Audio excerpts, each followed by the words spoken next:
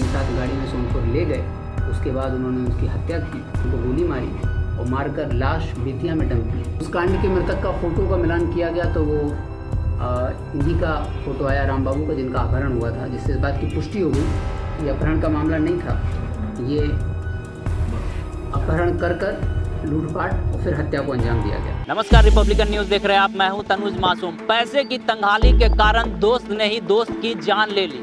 मामला पटना के शास्त्री नगर थाना क्षेत्र के पुनाई चक का है, जहां से राम बाबू नामक एक युवक अचानक से गायब हो जाता है। उसकी मां 30 तारीख को शास्त्री नगर थाना में एक लिखित आवेदन देती है, जिसमें वो ये बताती है कि उसका बेटा राम बाबू जो 18 वर्ष का है वो लापता है। पुलिस जब अनुसंधान करती है तो अनुसंधान में ये पता चलता है कि राम बाबू आखिरी बार अपने दोस्त के साथ सोनपुर के लिए निकला था और उसके दोस्त, जिसको मुख्य अभियुक्त इस केस में उसकी मां के द्वारा भी बनाया गया, नवनीत कुमार था। और नवनीत कुमार पर पुलिस ने शिकंजा कसा। पुलिस ने नवनीत कुमार को पूछताछ के लिए अपने हिरासत में लिया। पूछताछ के दौरान पहले तो नवनीत कुमार पुलिस के साथ टाल मटोल करता रहा, उसको भटकाने की काफ़ी कोशिश करता रहा कि राम बाबू को हम सोनपुर पहुंचाने के लिए गए थे, उसके बाद उसे वहां पहुंचाकर और हम लोग वापस चले आए। लेकिन पुलिस ने जब उस स्पॉट का मुआयना किया, उस जगह का, सोनपुर जाकर सीसीटीवी फुटेज खंगाला तो बात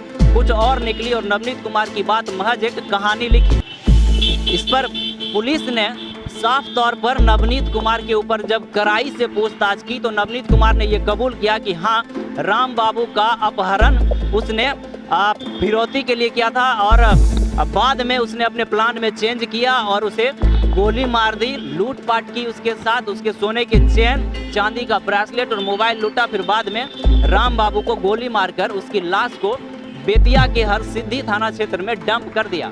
पुलिस जब मौके वारदात पर पहुंची, जहां राम बाबू की लाश को डंप किया गया था, तो वहां पता चलती है कि 30 तारीख को एक अज्ञात शव की बरामदगी हरसिद्धि थाना में हुई थी। जब राम बाबू के फोटो के साथ उस लाश को मिलाया जाता है, उसका मिलान किया जाता है, तो बात सत्य निकलती है और राम बाबू की हत्या हो चुकी है, इस बात की पुष्टि भी हो जाती है। फिलहाल पुलिस ने मामले में उपयुक्त गाड़ी और उपयोग किया गया पिस्टल, उसकी गोली और तीनों अभियुक्त को गिरफ्तार कर लिया है। नवनीत कुमार जो कि इस केस का मुख्य अभियुक्त है, वही राम बाबू का जिगरी दोस्त भी था।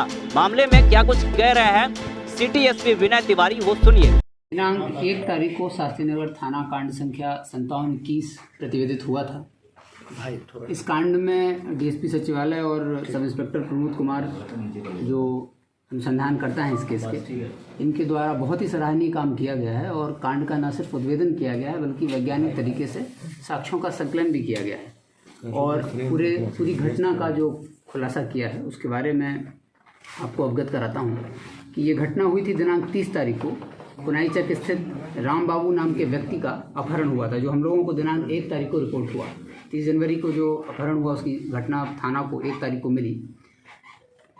घटना के पश्चात जब हम लोगों ने वैज्ञानिक साक्ष्य जुटाना चालू किया तो सीसीटीवी का और सीडीआर का अवलोकन किया गया, तो उसके पश्चात यह स्पष्ट हुआ कि मृतक को उनके दोस्त नवनीत के द्वारा सोनपुर ले जाया गया था।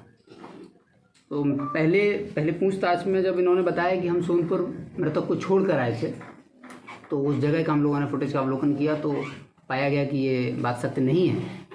मृतक को वहाँ नहीं छोड़ा गया था, जबकि वो अपने साथ ही ले जा रहे थे।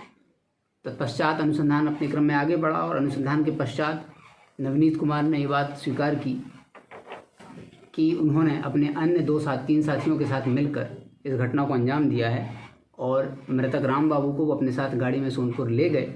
उसके बाद उन्होंने उसकी हत्या की और राम बाबू के साथ जो भी मोबाइल, उनकी सोने की चेन, उनका एक ब्रेसलेट, चांदी का ब्रेसलेट जो था, उसको छीना, उसको लूट लिया, उनको गोली मारी और मारकर लाश बेतिया में डंप ली। नवनीत तो उनके साथी जो हैं वो बेतिया के ही रहने वाले थे, इसलिए वो लोग बेतिया में ही लाश उन्होंने डंप की।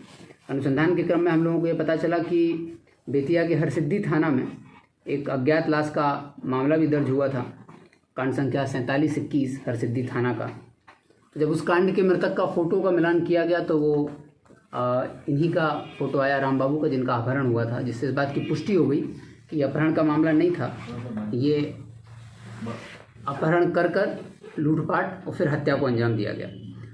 जब नवनीत कुमार से पूछताछ की गई तो ये स्पष्ट हुआ कि पहले नवनीत कुमार अपने साथियों के साथ बहुत समय से योजना बना रहे थे। 8 जनवरी से ये योजना बना रहे थे, चूँकि फाइनेंशियल क्रंच था इनको।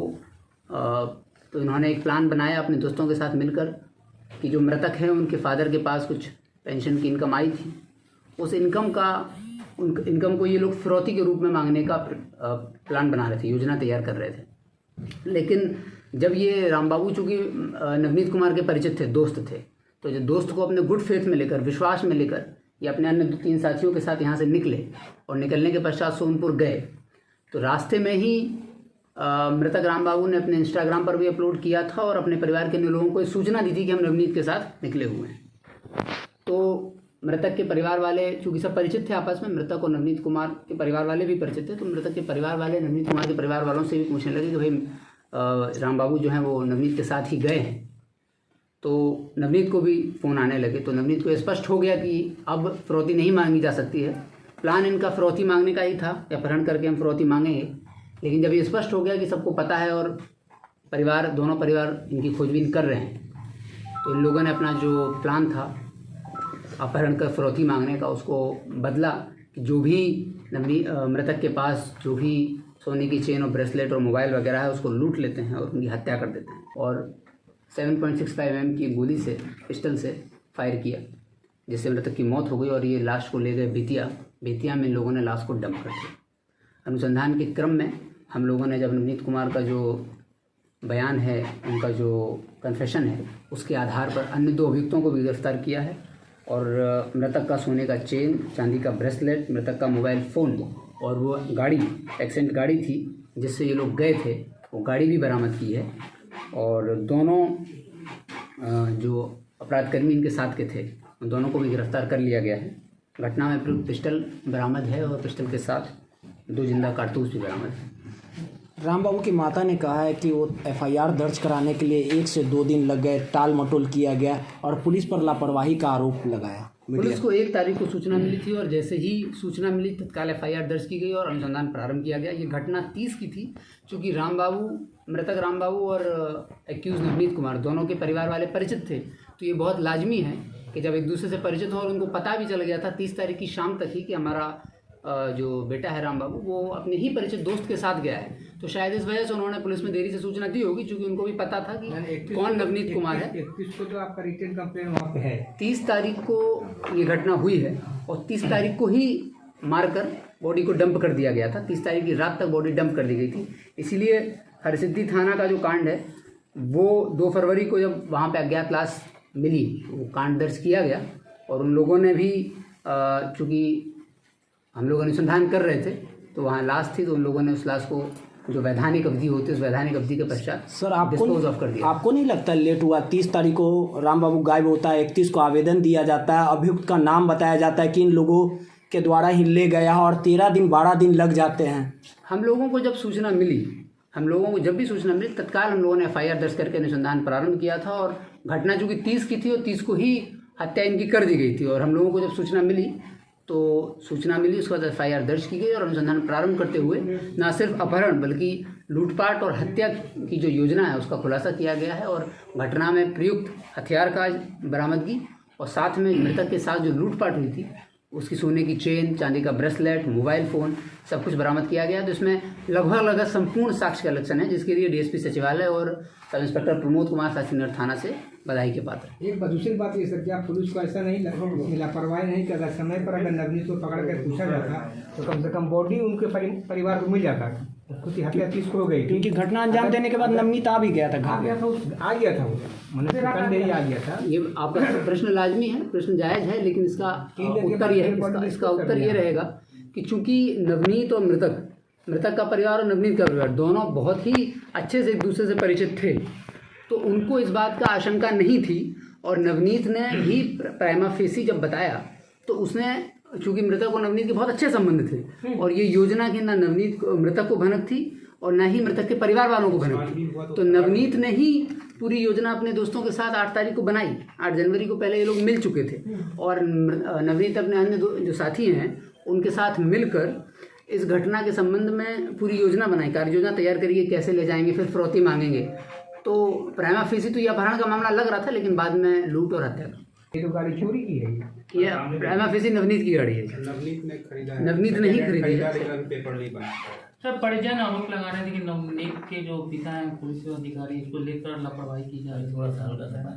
इसमें इन आरोपों में कोई सत्यता नहीं है। पुलिस ने अपना काम बहुत ही अच्छे तरीके से किया है और सूक्ष्मतापूर्वक अनुसंधान किया और सारे साक्ष्यों का संकलन किया।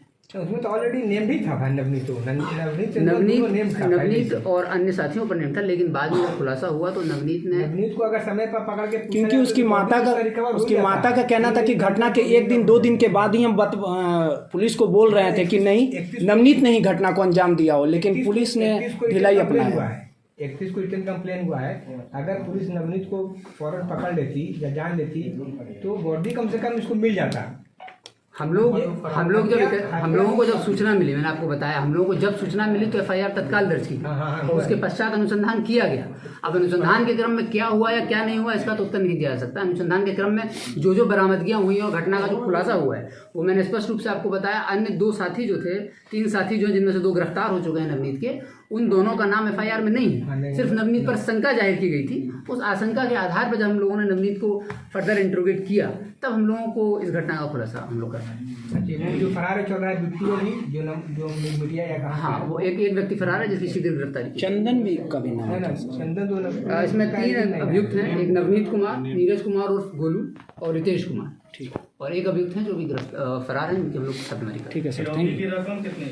फिरौती नहीं मानी गई इस घटना में। यही सबसे इम्पोर्टेंट पॉइंट था कि पहले हम लोगों को लग रहा था कि फिरौती के लिए केस किया गया, लेकिन फिरौती का कोई फोन नहीं आया था, क्योंकि इनके परिवार वालों को पता चल गया था कि नवनीत को पता चल गया था कि दोनों परिवार वाले खोज रहे हैं। मृतक के परिवार वाले भी और नवनीत के परिवार वाले भी नवनीत से पूछे कि तुम मृतक को राम बाबू को लेकर कहाँ गए हो।